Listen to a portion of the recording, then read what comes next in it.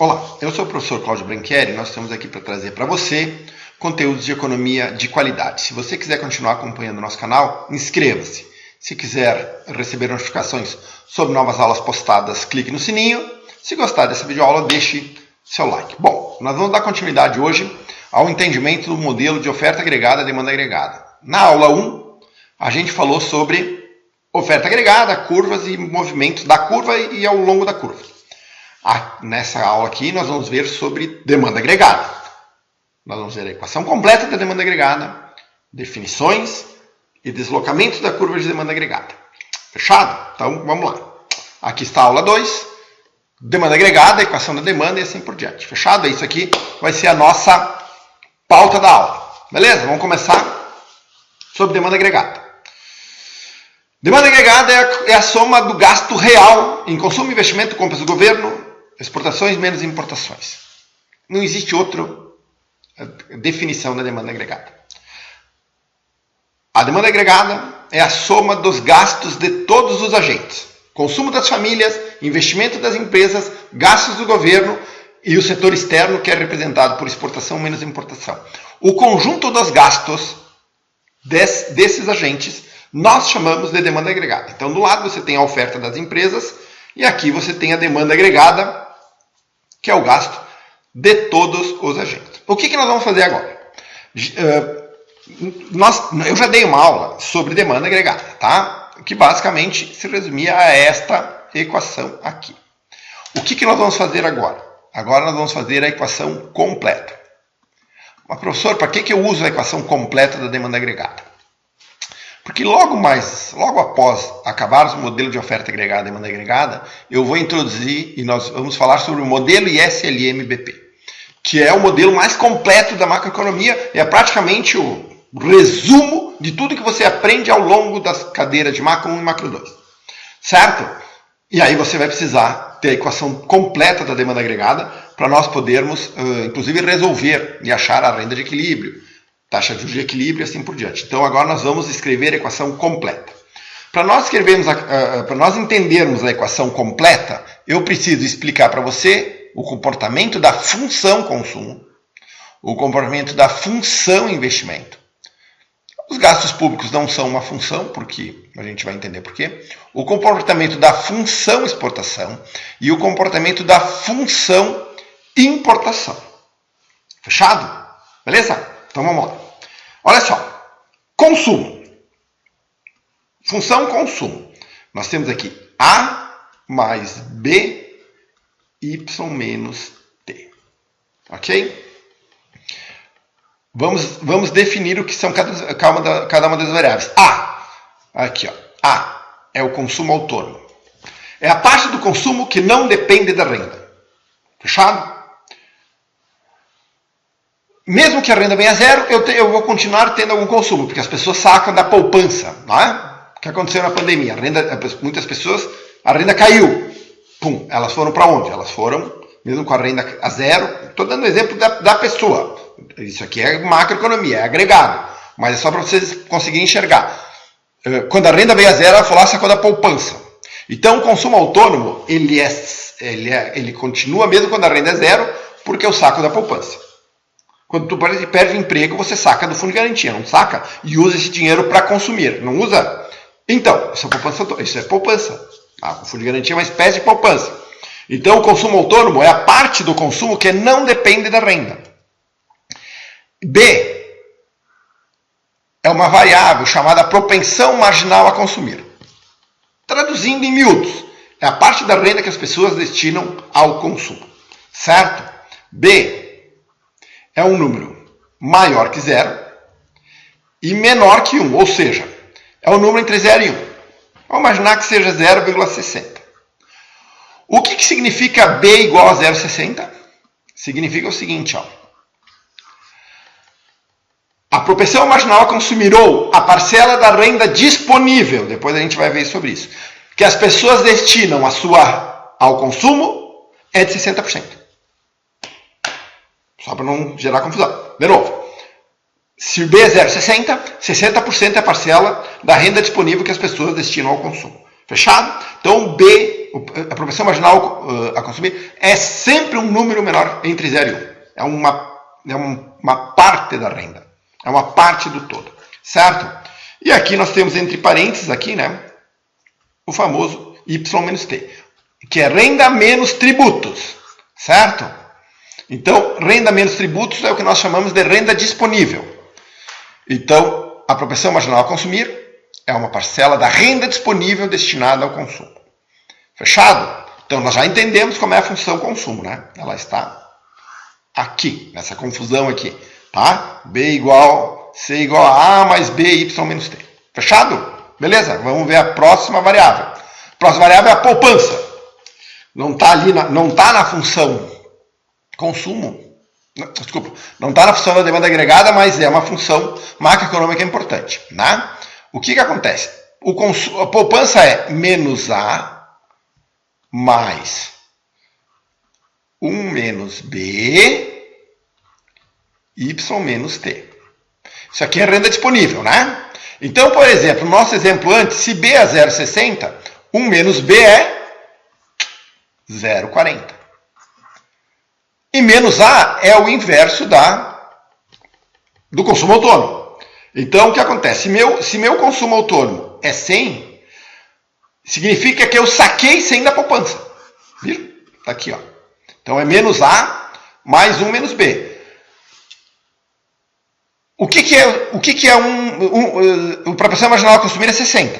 0,60. 60%. Portanto, se eu consumo 60% da renda disponível, eu poupo 40%. Por quê? Porque poupança é a parte da renda não consumida. Esta é a definição de poupança. Consumo é o gasto que as famílias gastam em bens e serviços. Poupança é a parcela da renda que as famílias não gastam em bens e serviços. Certo? Então, a fórmula da poupança é... Deixa eu apagar aqui, que está uma bagunça. A fórmula da poupança, então, é esta aqui, ó. Aqui está erradinho, menos T. Poupança igual a menos A mais 1 menos B, Y menos T. Fechado? Entenderam? Aqui é fácil, eu já expliquei as variáveis. Fechado? Olha só. Função investimento. O investimento não depende da renda. Qual é a variável relevante do investimento? É a taxa de juros real. Certo? O investimento agregado é a parcela da renda, é a parcela de gasto que as empresas fazem para realizar investimentos. O que é investimento macroeconômico? É todo gasto feito para aumentar a capacidade de produção de uma economia. Investimento é tudo aquilo que eu faço para aumentar a oferta. Certo? Isso é investimento. Não é aplicar na poupança, ou aplicar em CDB, ou qualquer outro dos papéis que estão no mercado. Isso aqui em macroeconomia não significa investimento.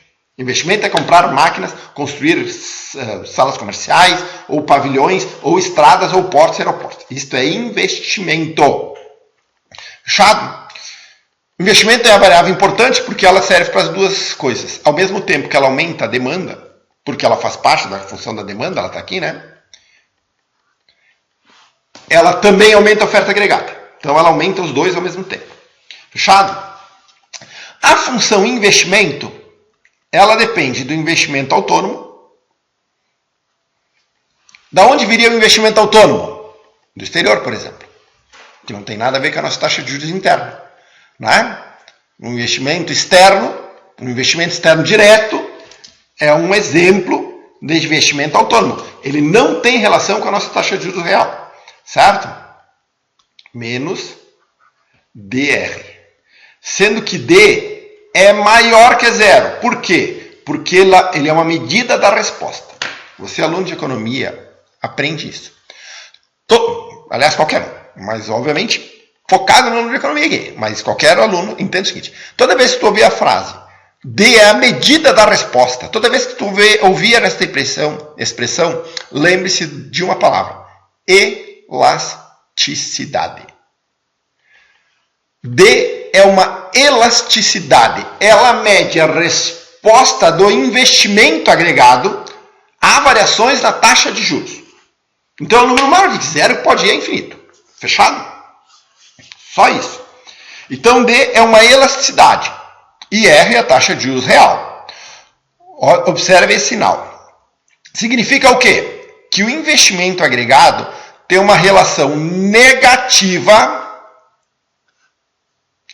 Uma relação negativa com a taxa de juros real. Ou seja, quando a taxa de juros real sobe, o investimento agregado cai. Fechado? Então, essa é a nossa função investimento. Outra função, gastos do governo. Essa aqui é a função autônoma da renda e a maior gasto autônomo de todos. Por que ela não tem função? Porque ela depende da vontade política e do orçamento público. Os gastos do governo não estão vinculados à renda, não estão vinculados à taxa de juros, não estão vinculados à taxa de câmbio, não estão vinculados a nada, certo? Ele não depende de nenhuma variável econômica. Ele é um gasto autônomo, depende da vontade política do governo, certo? Então não há muito o que falar sobre o gasto do governo. Mas da função do seu financiamento tem. Função, tributação ou impostos, né?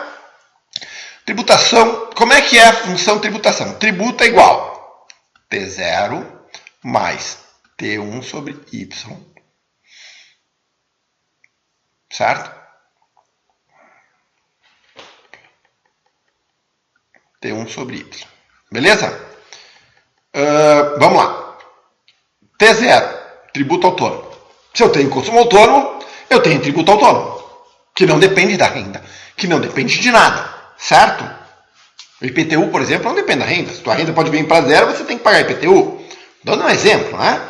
O imposto sobre o consumo autônomo é um tributo autônomo, não tem nada a ver com a renda, certo? E o T1 é a participação do tributo na renda, ou seja, é a carga tributária, mais ou menos, certo? Então, T1 é a carga tributária. T1 é um número maior que 0 e menor que 1. Ou seja, T1 também é um número entre 0 e 1, porque é a parcela da renda global que as pessoas destinam para pagar impostos. Fechado? Função importação. Importação é toda a compra de um país do resto do mundo. Certo? Basicamente, importação tem, agora, diferente das outras variáveis, tem três fatores, tá? Ou três elementos. A importação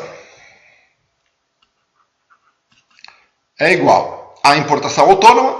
Se tem consumo autônomo, tem importação autônoma, né? Porque uma parte do teu consumo é de bens importados. Fechado? Ou seja, é uma parte da importação que não depende de nada. Mais M1Y, certo? M1Y. M1 é um número entre 0 e 1, ou seja, é a parcela da renda destinada à importação. Certo? Chama-se propensão marginal a importar. Acabamos, nem tem um nome aqui, mas já pode anotar aí. M1 é a propensão marginal a importar. Beleza?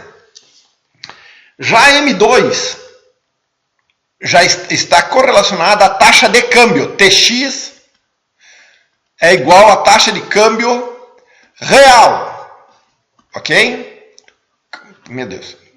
Câmbio real. Tá? TX é a taxa de câmbio real. M2 é uma elasticidade. Portanto, M2 é maior que 0.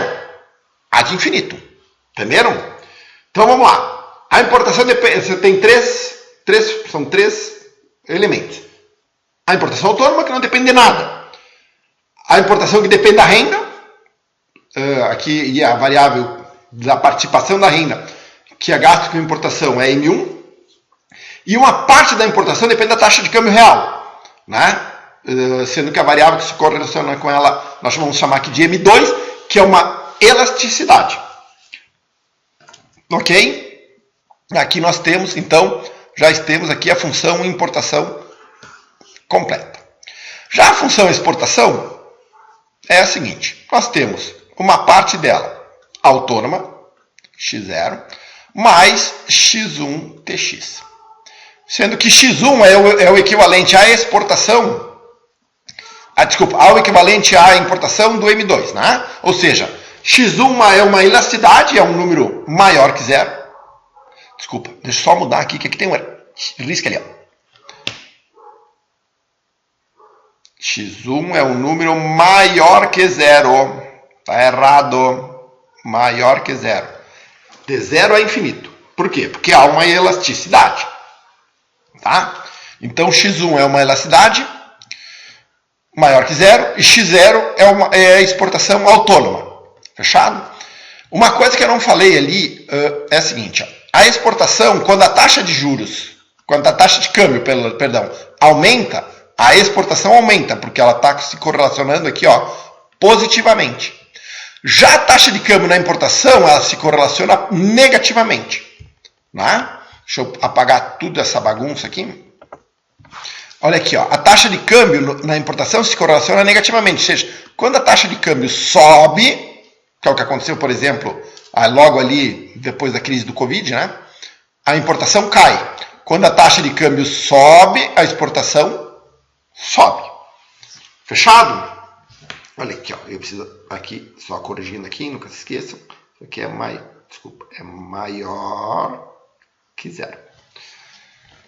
Fechado? Acabamos a função, né? Já vimos consumo, já vimos investimento, já vimos gasto público, já vimos exportação, já vimos importação. Vimos ainda poupança e tributos. Fechado? Beleza? Agora vamos escrever a equação da demanda agregada completa substituindo as variáveis. Fechado? Então eu vou torturar vocês agora um pouquinho, escrevendo com a minha letra horrorosa. Mas é que aí eu vou montando com vocês, tá? Nós temos o seguinte. Renda aqui, né? Renda igual a consumo. Como é que é consumo? Consumo, a função consumo é A mais B, Y menos T. Você se lembra? Então nós vamos pegar essa função consumo e vamos botar aqui. Consumo é A mais B, Y menos T. Então consumo é A mais B vezes Y menos T. Né? A gente se lembra qual é que é T? T igual a T0 mais T1 Y. Menos, então, eu vou abrir parênteses aqui. T0 mais T1 Y. Fecha parênteses. Certo? Mais investimento. Investimento é I0, que é o investimento autônomo. Eu vou botar entre menos DR. Vocês se lembram? Essa é a função investimento. Mais gasto do governo. Mais, abre o parênteses, exportação. X0 mais X1 TX. Menos importação. Aqui eu vou abrir todos os parênteses. Todo o parênteses. Menos importação. A importação é M0 mais M1Y menos EM2TX. Fecha parênteses. Isto aqui, meu Deus, é a equação da demanda borracha. Paga aqui. Isto aqui é a equação da demanda completa. Certo? Isto aqui é a equação da demanda completa. Entenderam como é que se monta? Está aqui ela. Não ia deixar vocês tão mal assim, tendo que aguentar minha letra. Está aí ela. Renda igual a consumo autônomo, mais a proporção marginal ao consumir, vezes renda, menos tributos. Tributos é T0 mais T1Y. Isso aqui é consumo, mais a função investimento, Y0 menos DR, mais o gasto público, mais X0, mais exportação, então aqui é a função, né? Exportação autônoma mais X1 TX, menos importação, M0, M1. Fechado? Acertamos. A quantidade do PIB real demandado é a quantidade total de bens e serviços finais que as famílias, empresas, governos e estrangeiros pretendem adquirir. Esses planos de compra dependem de muitos fatores. Os principais são os níveis de preço, expectativas, política fiscal e monetária e economia mundial. Ou seja, o que afeta a equação da demanda agregada completa são os fatores que eu acabei de dizer aqui embaixo. Nível de preços, que é a equação, que é o óbvio da demanda agregada, né? As expectativas, as políticas fiscal e monetária e a economia mundial. Fechado? Então vamos lá. Da mesma maneira que a gente viu lá os movimentos ao longo das curvas de oferta agregada, existem também os movimentos ao longo da curva de demanda agregada. Basicamente, os movimentos ao longo da curva de demanda agregada dependem, assim como a oferta, do nível de preços. Ceteris paribus, mantendo todas as outras variáveis constantes, vários aumentos de preço reduzem a demanda agregada, reduções de preço aumentam a demanda agregada. Certo? Exatamente igual à demanda individual. Exatamente igual, comportamento exatamente igual. Por que ela tem esta declividade? Ou seja, por que a demanda macroeconômica, a demanda agregada, tem um comportamento, ela é negativamente inclinada com o nível geral de preços, por dois efeitos. O primeiro é o chamado efeito renda, ou efeito riqueza, ou seja, quando o nível de preço se eleva e outros fatores permanecem inalterados, a renda real diminui. Ou seja, quando esse preço subiu, as pessoas ficaram mais pobres, elas consomem menos. O inverso é verdadeiro, né? Sempre, obviamente, respeitando a condição ceteris paribus. E o efeito substituição? Esse é um pouquinho mais chato, mas ele não é complexo de se entender. Que é o seguinte, ó. Quando o nível de preços se eleva e os outros fatores permanecem inalterados, as taxas de juros sobem.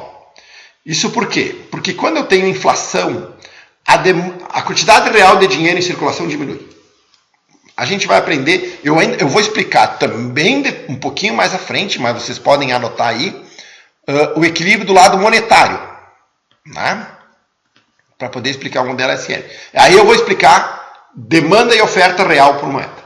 E aí vocês vão ver que quando o nível de preço sobe, a oferta de moeda diminui. E o resultado prático é que com menos oferta de moeda, a oferta real de moeda, dado a redução da oferta real de moeda, dado a demanda por moeda não ter se alterado, a tendência é que a taxa de juros suba.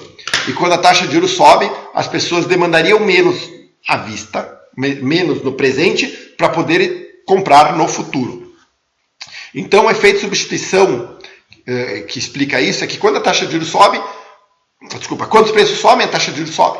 Nem que seja para manter a taxa real constante. E as pessoas, então, acabam trocando consumo presente por consumo futuro. Né? Substituir bens de consumo presente por bens de consumo futuro. E isso é chamado de efeito de substituição intertemporal. Essas são as duas razões pelo qual a curva de demanda agregada é negativamente inclinada entre PIB real e nível de preços. Tá bom?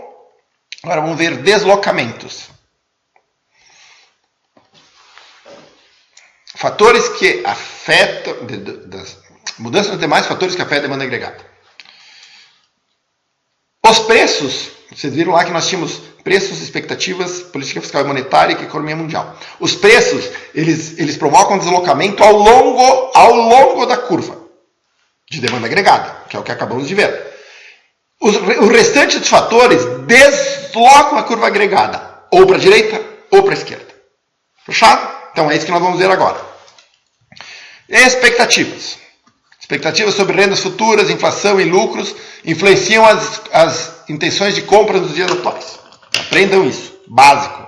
Não é nada mais verdade do que o fato de que as expectativas de hoje influenciam As expectativas em relação ao futuro influenciam na demanda hoje. Por exemplo, se eu acho que eu vou ter uma promoção, eu vou lá e troco de carro. Dando um exemplo grosseiro. Tá? Ou pior, com a crise do Covid, eu acho que eu vou perder o emprego. No futuro. Eu acho que eu vou perder o emprego daqui a 3 ou 4 meses. Eu tenho incerteza em relação a se eu vou manter no emprego. O que eu faço hoje? Freio o consumo. Então, as expectativas sobre as rendas futuras impactam o consumo hoje. Ok? Obviamente, expectativas positivas, ou cenários de expectativas positivas, deslocam a curva de demanda agregada para a direita. Expectativas negativas, como é a de hoje, deslocam a curva de demanda agregada para a esquerda. Fechado? A economia mundial.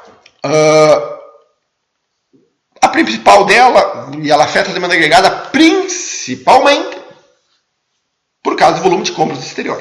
Tá? Por exemplo, de novo, crise, vamos lá, coronavírus. O que aconteceu com as economias mundiais? Pararam. O que aconteceu com a minha exportação? Caíram. O que acontece é que a minha renda cai.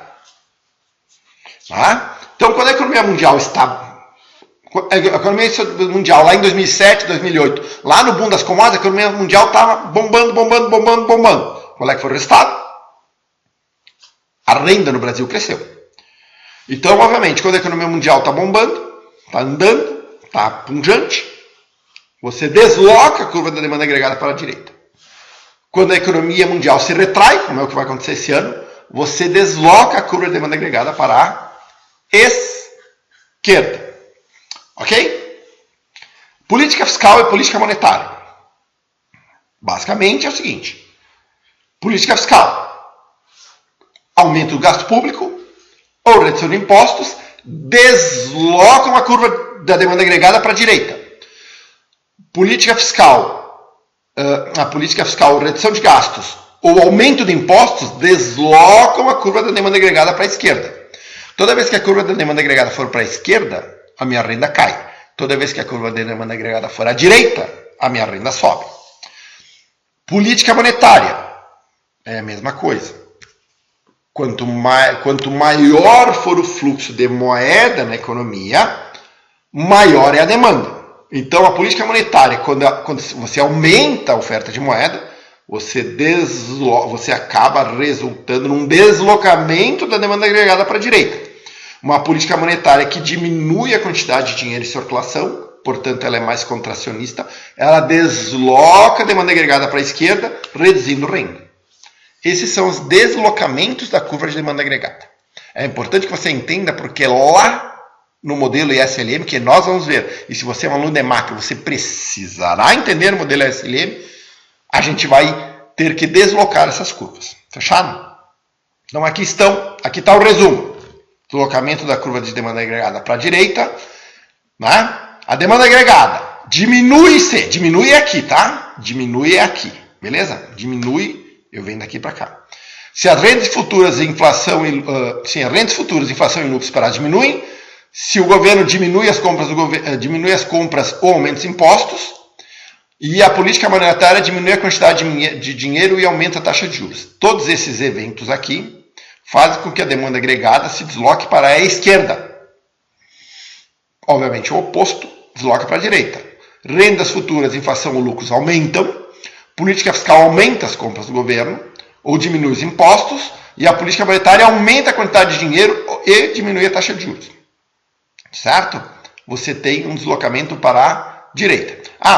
E ainda tem a taxa de câmbio. Se a moeda nacional se valoriza, ou a renda do exterior diminui, você desloca para a esquerda.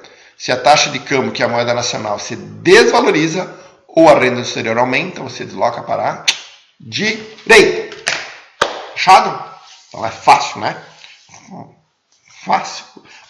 Se não é, mas é só questão de se acostumar e se lembrar dessas questões básicas. Assim. Fechado? Vamos lá? Equilíbrio macroeconômico no modelo curto prazo. Nós já vimos lá no modelo na aula de oferta agregada. Se você já viu lá, não precisa ver aqui. Se você quiser reforçar, vamos lá. A finalidade da oferta a finalidade do modelo de oferta e demanda agregada é explicar as mudanças no PIB real e no nível de preços, combinando as curvas de oferta agregada e demanda agregada, determinando o equilíbrio macroeconômico. Ok? Nesse caso aqui, provavelmente, a minha curva de oferta agregada de longo prazo, você se lembra do que é o equilíbrio macroeconômico de longo prazo, né? Está aqui, ó. Vamos imaginar um exemplo, né? Ela esteja por aqui, por exemplo. Isso aqui é minha oferta agregada de longo prazo. Como o meu ponto de... o equilíbrio, as minhas curvas de oferta agregada e de demanda agregada estão se encontrando fora desta curva de oferta agregada de longo prazo, eu chamo isso de equilíbrio de curto prazo. Fechado? Entenderam? Beleza? Então, o equilíbrio de curto prazo ele acontece porque eu estou operando ou abaixo ou acima do pleno emprego. Abaixo do pleno emprego é óbvio, a maioria das economias opera lá, né? O Brasil, por exemplo, opera abaixo do pleno emprego há muito tempo. Então nós estamos no equilíbrio de curto prazo, não de longo. Né? Aqui aqui eu tenho de novo uma... Deixa só... Aqui eu tenho de novo uma...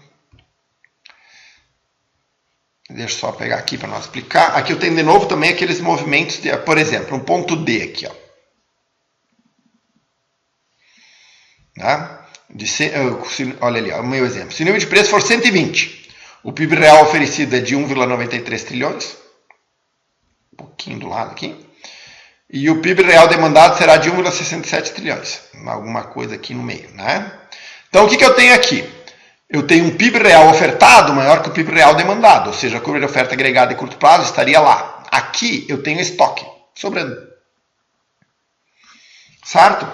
Nesse caso, as empresas, para vender o estoque, vão ter que torrar o preço, e à medida que o preço vai ser, essa promoção, né, essa torra de estoque vai acontecendo, a demanda vai aumentando, até que você, essas duas curvas, né, se encontrem ali no ponto, ali no equilíbrio, né? Certo? E a mesma coisa acontece aqui no ponto B. Eu tenho excesso de demanda, aqui, né? Eu tenho, deixa eu pegar, vou citar meu exemplo aqui. Se o nível de preço for 100, as pessoas gostariam de comprar, porém as empresas não estão dispostas a ofertar, né? Que é o caso aqui. Né? Então eu tenho um excesso de demanda, né? O que me causa desabastecimento, e aí você tem aqui os preços subindo, né? Uma inflação chegando até 100, aonde o ponto se equilibra de novo. Então o equilíbrio de curto prazo, o preço está sempre flutuando, junto com a quantidade. Essa é a diferença do curto prazo para o longo prazo. Porque no curto prazo, preço e quantidade juntas se movimentam.